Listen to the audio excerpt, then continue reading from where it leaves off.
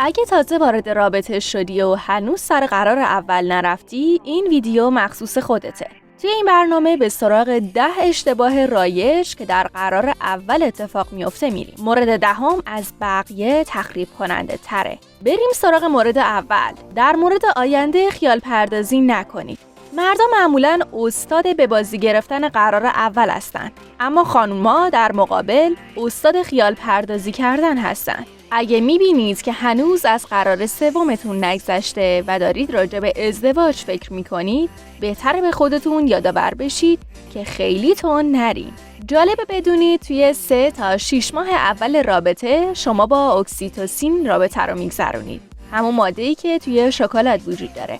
این ماده حس شادی و خوشحالی ایجاد میکنه که در کنار عاشق شدن میاد. تا زمانی که نتونستید یه فرد خوب بشناسید و توی موقعیت‌های مختلف واکنش‌ها و رفتاراش رو مشاهده کنید، به نفعتونه که تصمیم جدی در موردش نگیرید. به تصوری که در مورد اون فرد توی ذهنتون ساختید بسنده نکنید. این باعث میشه انتظارات غیر واقع بینانه در مورد خودتون شکل بدید که باعث ناکامی و حتی ناامیدیتون میشه.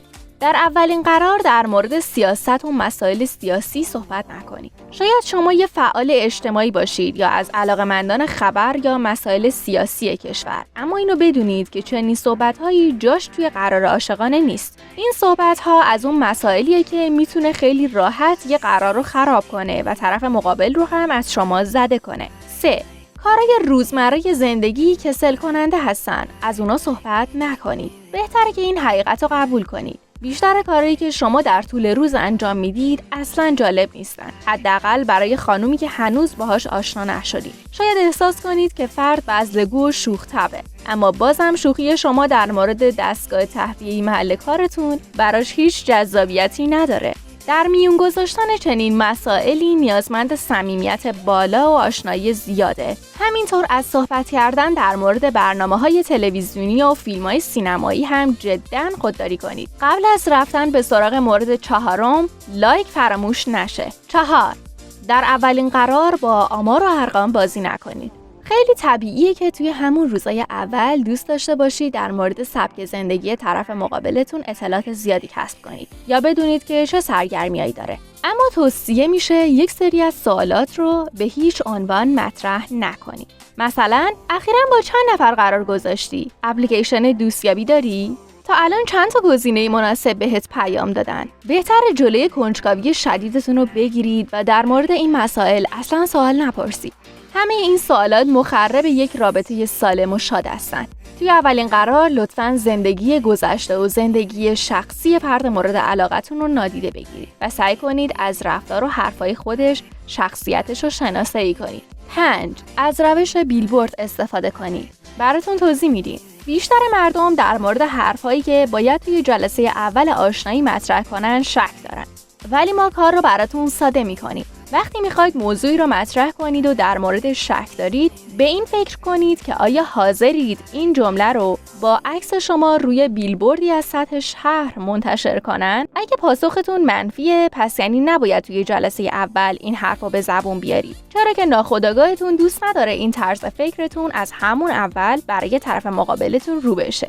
6. در اولین قرار از تمایلات جنسی اصلا صحبت نکنید. صحبت کردن در مورد نیازهای جنسی توی قرار اول درست شبیه به اینه که توی مصاحبه شغلیتون در مورد بستنی مورد علاقتون صحبت کنید. این حقیقت رو بپذیرید که اون شخص از طریق صمیمیت بیش از حد، حس کنجکاوی یا تجربیات گذشته‌تون به سمت شما جذب نمیشه. اون افکار شما رو کودکانه تلقی میکنه و یا آدم منحرفی به نظر میرسید. سعی کنید مثل یه فرد بالغ با مسائل جنسی برخورد کنید، چرا که یه همچین انتظاری از شما داره. همیشه سعی کنید طرف مقابل شما کسی باشه که راجع به این مسائل صحبت میکنه و شأن انسانی شما حفظ میشه. 7. از منفی بافی دوری کنید. هرگز احساسات منفی و ناراحتیاتون رو با خودتون سر قرار اول نبرید. احساسات آدمی کاملاً واگیردار و مصری هستن. وقتی شما در مورد یه اتفاق ناگوار یا احساس منفیتون صحبت میکنید، طرف مقابلم حس منفی شما رو میگیره و خوشحالیشو از دست میده. اینو همیشه یادتون باشه که توی قرارهای عاشقانه شما باید برای کشف شخصیت و احساسات و حتی عقاید طرف مقابلتون هیجان داشته باشید.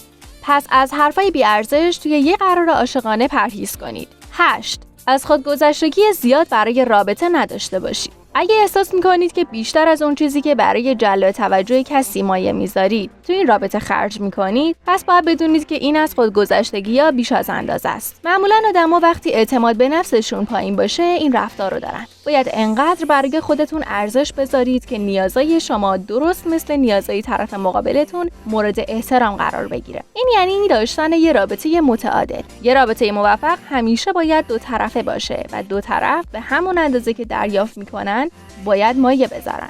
اگر فکر میکنید در رابطه‌ای هستید که مزایای زیادی داره اما نقاط ضعفی هم داره که باید اصلاح بشه، بهتره دنبال راههای مؤثر برای حل این مشکلات و تضادها باشید. 9. حس ناامنی و استرستون رو مخفی کنید. اگر کسی هستید که در زمان نگرانی و استرس ذهنش درست کار نمیکنه و نمیتونه پاسخهای درست و کاملی به صحبتهای طرف مقابل بده، توصیه میشه قبل از حضور توی قرار اول خوب حرف زدن رو تمرین کنید. از گفتن واژه‌ها و عبارتهایی مثل شاید، کمی، فکر کنم و امکان داره هم خودداری کنید. 10. توی قرار اول هیچ وقت در مورد رابطه قبلیتون صحبت نکنید. همونطور که نباید در مورد زندگی عاشقانه قبلی طرف مقابلتون سوال بپرسید، خودتونم نباید در این رابطه صحبت کنید. وقتی در مورد رابطه قبلی حرف میزنید، 2 حس بد به وجود میاد. اول اینکه شما پر از تفکرات و ناراحتی‌هایی از رابطه قبلیتون هستید که ممکنه رابطه شما با طرف مقابل رو هم دشوار کنه. هنوزم در فکر عشق قبلیتون هستید.